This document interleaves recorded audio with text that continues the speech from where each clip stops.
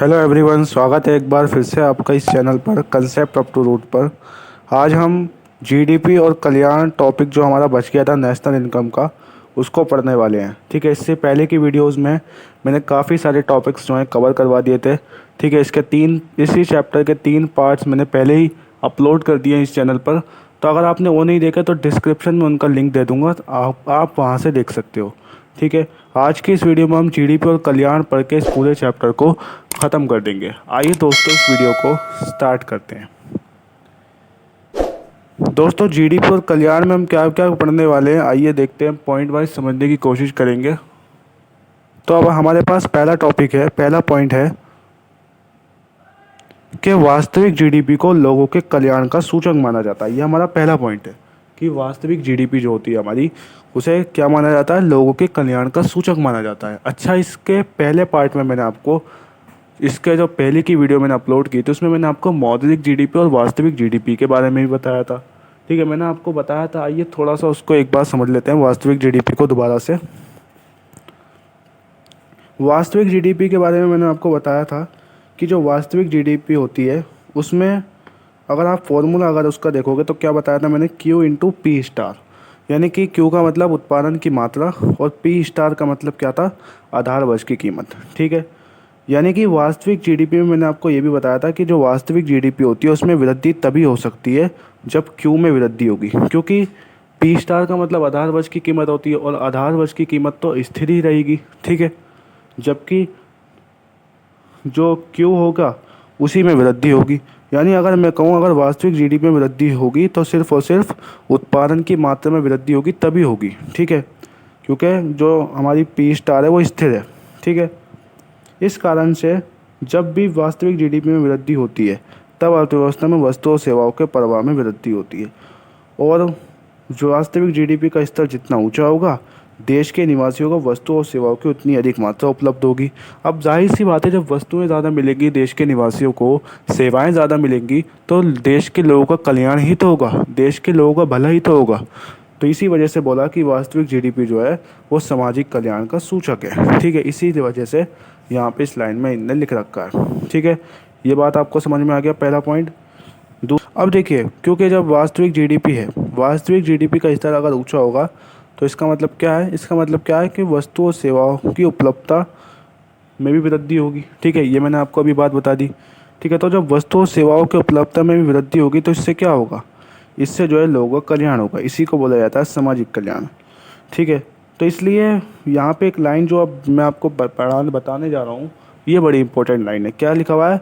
इसी वजह से किस वजह से? जो मैंने आपको अभी बात बताई है कि जो वास्तविक जीडीपी है जिसका स्तर जितना ऊंचा होगा, सामाजिक कल्याण भी उतना ही अधिक होगा। ठीक है, इसी वजह से जो देश के राजनीतिज्ञ हैं, देश की योजना बनाने वाले हैं, देश के एजेंट हैं, वो हमेशा जीडीपी की समृद्धि पर बढ़ाने पर बल देते हैं। अब आपको समझ में आ गया होगा कि देश में क्यों कहा जाता है बार बार, क्यों इस पे बल दिया जाता है कि जीडीपी बढ़ाओ, जीडीपी बढ़ाओ, ग्रॉस डोमेस्टिक प्रोडक्ट बढ़ाओ, जितना ऊंचा होगा देश उतना ही सफल बनेगा। ठीक है, तो इसी वजह से बल दिया जाता है जीडीपी बढ़ाने पर, ताकि लोगों का कल्याण हो। ठीक है, क्योंकि जीडीपी की समृद्धि जितनी ऊंची होगी, वस्तु और सेवाओं का प्रवाह ही उतना ही अधिक होगा। ठीक है, ये बात मैं आपको बता दी।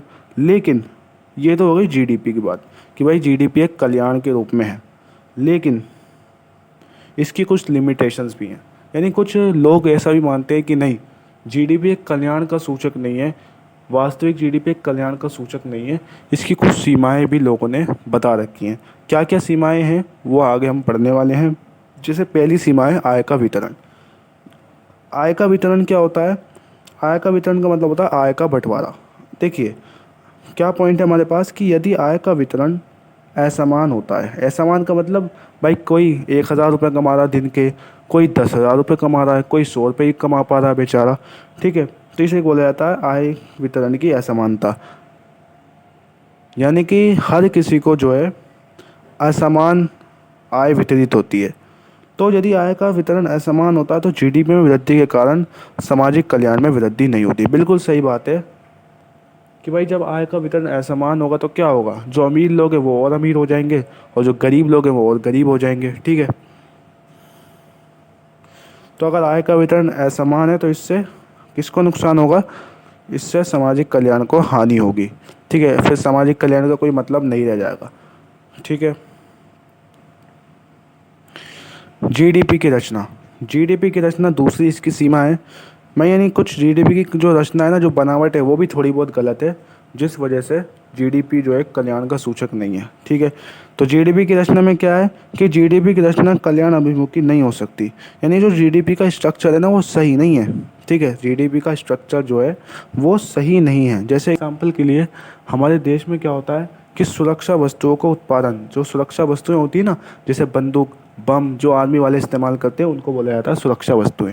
तो जो सुरक्षा वस्तुएं होती है उनके उत्पादन, जो उत्पादन होता है, जो उनकी खरीद होती है, तो उसको भी जीडीपी में शामिल कर लिया जाता है। लेकिन एक बार आप ध्यान से सोचिए, क्या इन सुरक्षा वस्तुओं से लोगों के सामाजिक कल्याण में कोई फ़ायदा हो रहा है? नहीं हो रहा। ठीक है, उनको कोई डायरेक्टली कोई फ़ायदा नहीं मिल रहा। इनडायरेक्टली हो सकता है कि उससे सुरक्षा होती है।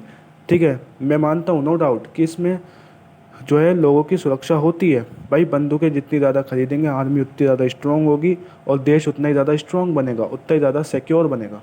बट ये हम इनडायरेक्टली सिक्योर होते हैं। ठीक है, इनडायरेक्टली हम, हमारा जो है सामाजिक कल्याण होता है, डायरेक्टली जो है हमारा कोई भी सामाजिक कल्याण नहीं होता। प्रत्यक्ष रूप से हमारा कोई फ़ायदा नहीं होता। भाई आर्मी की बंदूकें बन रही है, हमें क्या मिल रहा? कुछ भी नहीं मिल रहा। ठीक है, हमें बस अप्रत्यक्ष रूप से फ़ायदा मिल रहा है। तो इसका एक ये भी नुकसान है। ठीक है। तीसरा है गैर मौद्रिक विनिमय, यानी कि तीसरी सीमा क्या है जीडीपी की? गैर मौद्रिक विनिमय। अब गैर मौद्रिक विनिमय का मतलब क्या, देखिए आज भी जो है ना भारत के कुछ हिस्सों में क्या हो रहा है, वस्तु विनिमय प्रणाली ही प्रचलित है। वस्तु विनिमय प्रणाली मैंने आपको बताया था। वस्तु विनिमय प्रणाली आपको पता भी होगा, जिसे बोला जाता है बार्टर सिस्टम, यानी जिसमें वस्तुओं के बदले वस्तुओं को लेन देन होता है, यानी इसमें पैसा बीच में नहीं आता। ठीक है। तो अभी भी भारत के कुछ हिस्सों में, गाँव में, ठीक है, निम्न क्षेत्रों में जो है वस्तु विनिमय प्रणाली चल रही है। ठीक है, यानी वहाँ पे पैसे नहीं होते बल्कि वस्तुओं के बदले वस्तुओं का लेन देन होता है। तो अब देखिए वहाँ पे भी तो लेन देन हो रहा है। ठीक है भाई, वहाँ पे भी उत्पादन होता है, गेहूँ का, चावल का उत्पादन होता है, या किसी और वस्तु का उत्पादन होता है, लेकिन वो वस्तु के बदले वस्तु ख़त्म हो जाती है।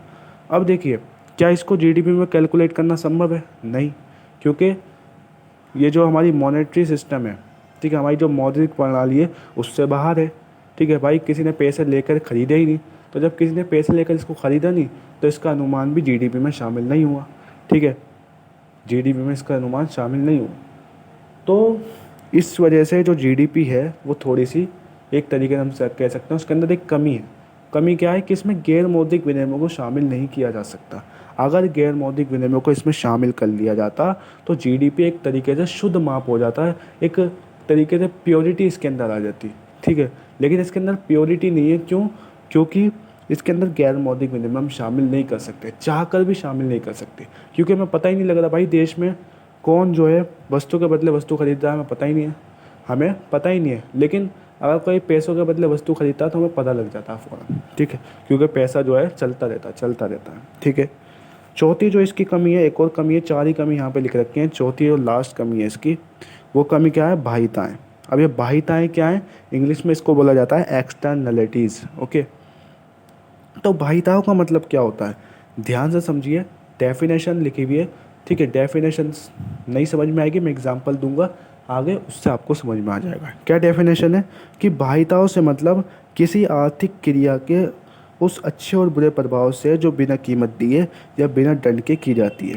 भाई कोई भी आर्थिक क्रिया है, ठीक है, और उस आर्थिक क्रिया का अच्छा प्रभाव भी पड़ता है, बुरा प्रभाव भी पड़ता है। ठीक है, अच्छा प्रभाव भी पड़ता है, बुरा प्रभाव भी है। तो एक सिंपल सी चीज़ है भाई, कोई भी काम होता है, कोई भी एक्टिविटी होती है, या तो उससे अच्छा प्रभाव पड़ता है या उससे बुरा प्रभाव पड़ता है। आप एक्सरसाइज करते हो, उससे अच्छा प्रभाव पड़ता है। ठीक है, आप जो है 10-10 12-12 घंटे सोते रहते हो तो उससे बुरा प्रभाव पड़ता है। यानी हर काम का एक प्रभाव होता है। ठीक है, ये तो आप जानते ही हो। तीसरी बात ये कह रहा है कि अच्छे और बुरे प्रभाव से जो बिना कीमत दिए और बिना दंड के की जाती है। यानी ऐसी क्रिया जो बिना कीमत दिए हो, जो बिना दंड के हो, तो उसे बोला जाएगा बाह्यताएँ। एग्जाम्पल देंगे, उससे अच्छे तरीके से आपको समझ में आएगा। एग्जाम्पल क्या है हमारे पास?